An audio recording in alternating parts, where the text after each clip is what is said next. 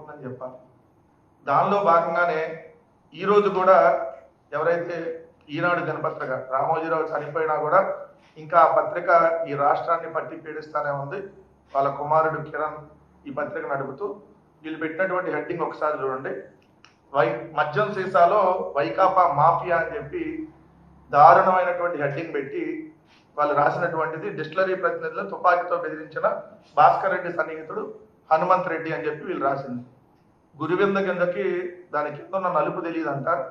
ఈ రామోజీరావుకి వాళ్ళ కొడుక్కి వాళ్ళు చేసేటటువంటి భాగవతాలు మొత్తం ఇదే కాబట్టి, ఎందుకంటే వాళ్ళు చేసే భాగవతం మొత్తం ఇలా తుపాకులతో బెదిరించి మార్గదర్శి చిట్ ఫండ్ను లాక్కోవటం, లేదా పత్రికల్లో ఏదైతే ఈ పచ్చళ్ళ వ్యాపారానికి సంబంధించి మిగిలిన స్వగ్రాహ పుట్సాలందరూ దొంగలు వీళ్ళు ఒక్కళ్ళే నీతిమంతులు అని చెప్పి ప్రొజెక్ట్ చేస్తూ పత్రికల్లో రాసేటటువంటి కార్యక్రమం, ఇవన్నీ వాళ్ళకి ముందు నుంచి ఉన్నటువంటి అలవాటే కాబట్టి వాళ్ళు తుపాకీతో బెదిరించి ఏదైతే మార్గదర్శికి చిట్ ఫండ్స్ షేర్లని అక్రమంగా సంతకాలు పెట్టించుకున్నటువంటిది ఉంది కాబట్టి సో అందరూ అలానే చేస్తారనేది వీళ్ళు ప్రొజెక్ట్ చేయాలనేటటువంటి ఆలోచన.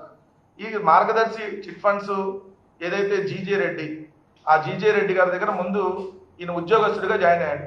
అది కూడా కమ్యూనిస్ట్ పార్టీకి సంబంధించినటువంటి నాయకుడు ఎవరైతే కొట్టపల్లి సీతారామయ్య గారు సిఫార్సు చేస్తే ఈ చెరుకూరి రామయ్య, తన పూర్తి పేరు చెరుకూరి రామయ్యల్లా చెరుకూరి రామోజీరావు అయిపోయాడు. చెరుకూరి రామోజీరావు వల్ల ఏదైతే ఈయన కంపెనీలో ఉద్యోగం చేరాడు.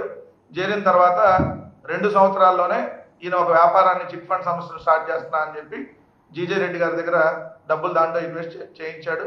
చేయించిన తర్వాత ఆయన జీజే రెడ్డి గారు అప్పటికే ఉన్న స్థాయిలో ఉన్నటువంటి వ్యక్తి. జీజే రెడ్డి గారికి అనేక కంపెనీలు ఉన్నాయి.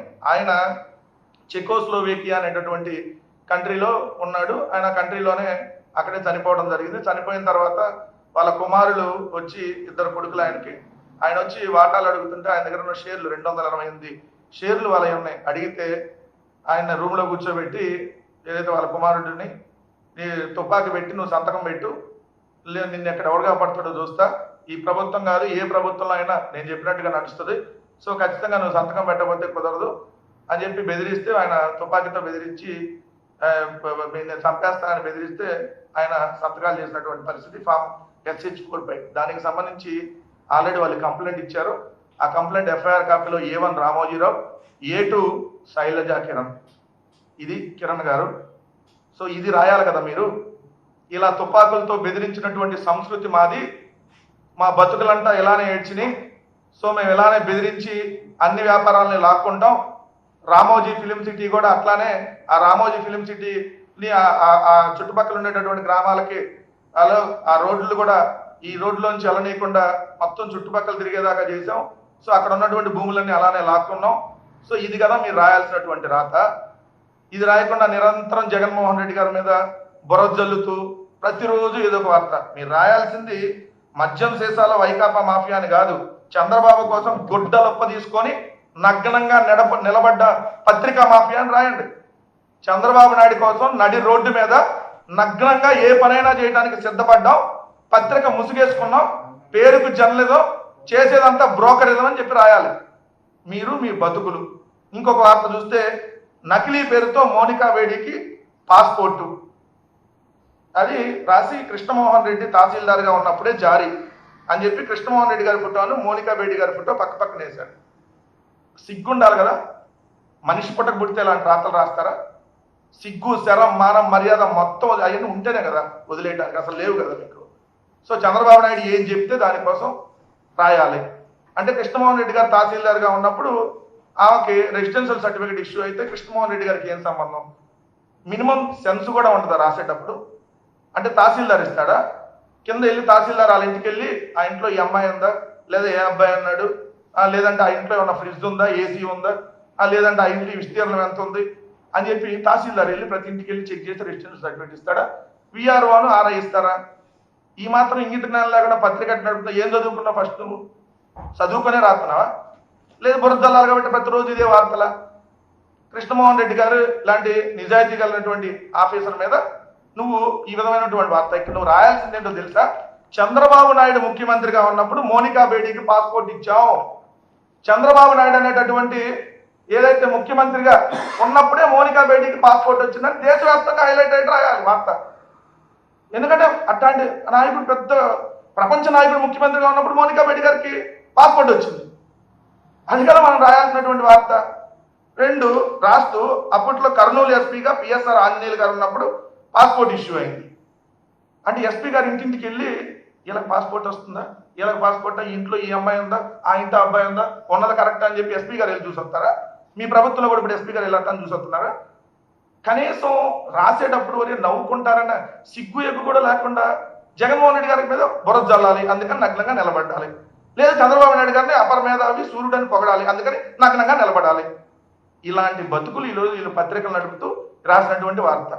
దాంతోనే మళ్ళీ లోపలికి వెళ్తే రాస్తారు, ఈ నకిలీ పాస్పోర్టు జారీ అయిన సమయంలో పిఎస్ఆర్ ఆంజనేయులు కర్నూలు జిల్లా ఎస్పీగా ఉన్నారు.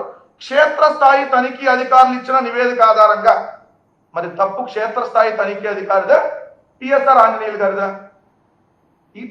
నువ్వే సమాధానం చెప్పాలి కదా. చదువుకున్న అపర మేధావి కిరణ్ గారు, చచ్చిపోయిన రామోజీరావు కొడుకు కిరణ్ గారు ఎందుకు మీ మాట అన్నాడు, చచ్చిపోయిన నా తండ్రికి నాకేం సంబంధం, నా తండ్రి మార్గదర్శి ఫైనాన్స్ లో అక్రమాలు చేస్తే నన్ను ఎందుకు అడుగుతున్నారండి, నాకేం సంబంధం అని చెప్పి మన కోర్టులో వాదించారు కదా మీరు, మీ లాయర్లు. మరి దాని మీద కదా చెప్పాల్సింది. సో ప్రతిరోజు ఆంధ్రప్రదేశ్ రాష్ట్రం మీద విషం చిమ్ముతూ జగన్మోహన్ రెడ్డి గారిని, వైఎస్ఆర్ కాంగ్రెస్ పార్టీని దోషిగా ప్రజల్లో చూపెట్టాలనేటటువంటి ఏకైక లక్ష్యంతో ఆర్గనైజ్డ్ టెర్రరిజం ఆంధ్రప్రదేశ్లో నడుస్తూ ఉంది. అది రాజకీయ పార్టీలు కావచ్చు, కొన్ని రాజకీయ పార్టీలు, 2 పత్రికలు, ఒక 10 శాటిలైట్ ఛానళ్లు, 500కు పైగా యూట్యూబ్ ఛానళ్లు, వందలాది ఫేస్బుక్లు, వందలాది ట్విట్టర్ అకౌంట్లు, వందలాది ఇన్స్టాగ్రామ్ ఐడీల పేరుతో ఈ రాష్ట్రం మీద, జగన్మోహన్ రెడ్డి గారి మీద మీరు విషం నింపుతా ఉన్నారు. మీరు అధికారంలోకి వచ్చినప్పుడు, ఏదైతే మీరు అధికారంలో ఉన్నప్పుడేమో ఈ ఆంధ్రప్రదేశ్ వెలిగిపోతుంది. ఏది జగన్మోహన్ రెడ్డి గారు తెచ్చిన కంపెనీలకు వెళ్ళి మీరు రిబ్బన్ కట్ చేస్తుంటే వెలిగిపోయింది. ఇదేంటో అర్థం కాదు. జగన్మోహన్ రెడ్డి గారు ఉన్నప్పుడు కంపెనీలన్నీ వెళ్ళిపోయినాయని ఒక దుష్ప్రచారం. మళ్ళీ అదే కంపెనీలకి ఎన్టీపీసీ కావచ్చు, మన రీన్యూ ఎనర్జీ కావచ్చు, ఇవన్నీ విశాఖపట్నం సమ్మిట్ లో జగన్మోహన్ రెడ్డి గారు ఉన్నప్పుడు ఒప్పందాలు కుదుర్చుకున్నారు. 90,000 కోట్లు రీన్యూ ఎనర్జీ అనేది ఒప్పందం కుదుర్చుకుని జగన్మోహన్ రెడ్డి గారు ఉన్నప్పుడు అగ్రిమెంట్ అయ్యింది.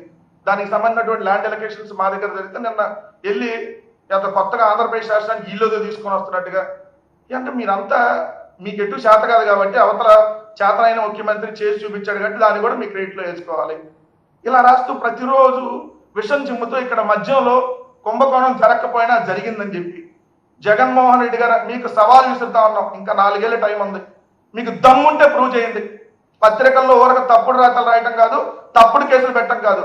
ఇదిగో పలానా దగ్గర జరిగింది, ఇదిగో పలానా కొత్త బ్రాండ్ వచ్చింది, లేదా పలానా కొత్త డిస్టిలరీ వచ్చింది, ఇదిగో ఇలా జరిగిందని చెప్పి ఎందుకు చెప్పలేరు మీరు? ఎందుకంటే మీ దగ్గర ఆధారాలు లేవు, ఎందుకంటే మేము చేయలేదు కాబట్టి తప్పు.